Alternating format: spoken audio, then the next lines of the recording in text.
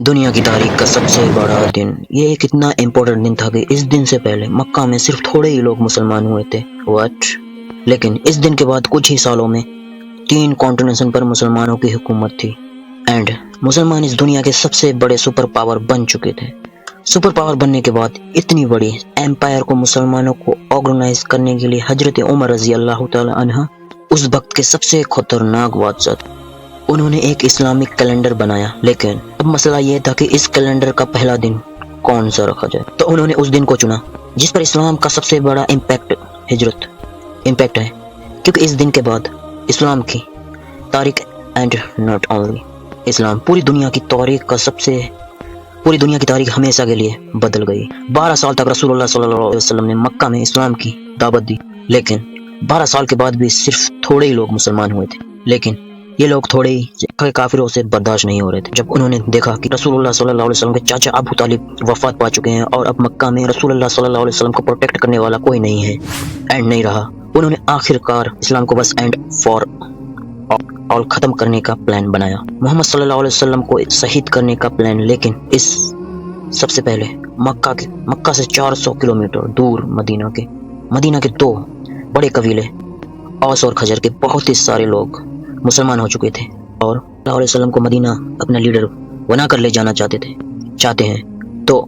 ان میں سے 72 لوگوں نے مکہ آ کر آپ صلی اللہ علیہ وسلم کو یہ آفر دی، جس کو آپ صلی اللہ علیہ وسلم نے قبول فرمایا، جس کے بعد مکہ سے مسلمان آہستہ آہستہ بالکل سیکریٹ مدینہ کی طرف شفٹ ہونا شروع ہوئے۔ ٹوٹل کل 70 یا 80 مسلمانوں نے ہجرت کی اور آپ صلی اللہ علیہ وسلم کی زندگی کو سب سے زیادہ خطرہ ہونے کے باوجود بھی آپ صلی اللہ علیہ وسلم نے تقریباً سب سے آخر میں ہجرت فرمائی۔ مکہ والوں نے یہ پلان بنایا تھا کہ آپ صلی اللہ علیہ وسلم کو جانے سے پہلے ہی آپ صلی اللہ علیہ وسلم کو وہ شہید کر دیں گے۔ بٹ مکہ ایک بہت ہی ٹریبل سوسائٹی تھی جس میں ایک ہی فیملی قریش کے بہت سارے قبیلے آباد تھے اور ہر قبیلے اپنے ممبرز کا ہمیشہ ساتھ دیتا تھا، چاہے وہ صحیح ہو یا غلط۔ بٹ مکہ والے اس بات سے ڈرتے تھے کہ اگر ہم میں سے کسی ایک قبیلے نے رسول اللہ صلی اللہ علیہ وسلم کو شہید کرنے کی کوشش کی تو آپ صلی اللہ علیہ وسلم قبیلہ بنو ہاشم جو مکہ کا سب سے بڑا اور اسٹرانگ قبیلوں میں سے ایک تھا، وہ پھر اس قبیلے کو زندہ نہیں چھوڑے گا۔ تو آخر ابو جہل نے ایک پلان بنایا کہ اگر ایک قبیلہ رسول اللہ صلی اللہ علیہ وسلم کو شہید نہیں کر سکتا تو ہم ایسا کرتے ہیں کہ سارے قبیلے مل کر ایک ساتھ حملہ کرتے ہیں، جس کے بعد بنو ہاشم ہم سارے قبیلوں سے مل کر لڑنے کی کبھی بھی ہمت نہیں کرے گا اور اس طرح اسلام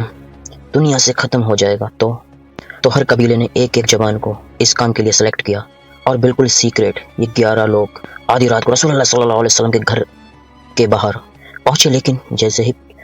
صبح ہوئی انہوں نے دیکھا کہ رسول اللہ صلی اللہ علیہ وسلم کی جگہ اب علی سو رہے ہیں اور آپ صلی اللہ علیہ وسلم تو نہیں ہیں۔ اصل میں آپ صلی اللہ علیہ وسلم نے ابو بکر رضی اللہ تعالیٰ عنہ کے ساتھ مل کر پہلے سے ہی پلاننگ کی ہوئی تھی اور اسی رات آپ صلی اللہ علیہ وسلم ابو بکر رضی اللہ تعالیٰ عنہ کے ساتھ مکہ چھوڑ کر جا چکے تھے۔ اب مدینہ مکہ کے نارتھ میں ہے اور آپ صلی اللہ علیہ وسلم کو اس راستے سے جانا چاہیے۔ آپ صلی اللہ علیہ وسلم مدینہ کی طرف نہیں بلکہ ساؤتھ مدینہ سے بالکل اپوزٹ سائڈ گئے، یعنی یمن کی طرف روانہ ہوئے اور مکہ سے 5 کلومیٹر دور ایک کیو غار میں پناہ لی، کیونکہ انہیں پتا تھا کہ ان کے جانے کے بعد مکہ والے ان کا ضرور پیچھا کریں گے۔ اور ایسا ہی ہوا۔ اگلے ہی دن ابو سفیان اور ابو جہل نے مکہ میں اعلان کیا کہ جو بھی محمد اور ابو بکر کو زندہ یا لے کر آئے گا اس کو 100 اونٹ کا انعام دیا جائے گا، اور اگر ان 100 اونٹوں کو آج کے ریٹ میں دیکھا جائے یہ 2 کروڑ روپے بنتے ہیں، جس کی وجہ سے مکہ کے بہت سارے لوگ مدینہ کی راستے پر آپ صلی اللہ علیہ وسلم۔ نیکسٹ ویڈیو آپ کو پارٹ 2 میں ملے گی۔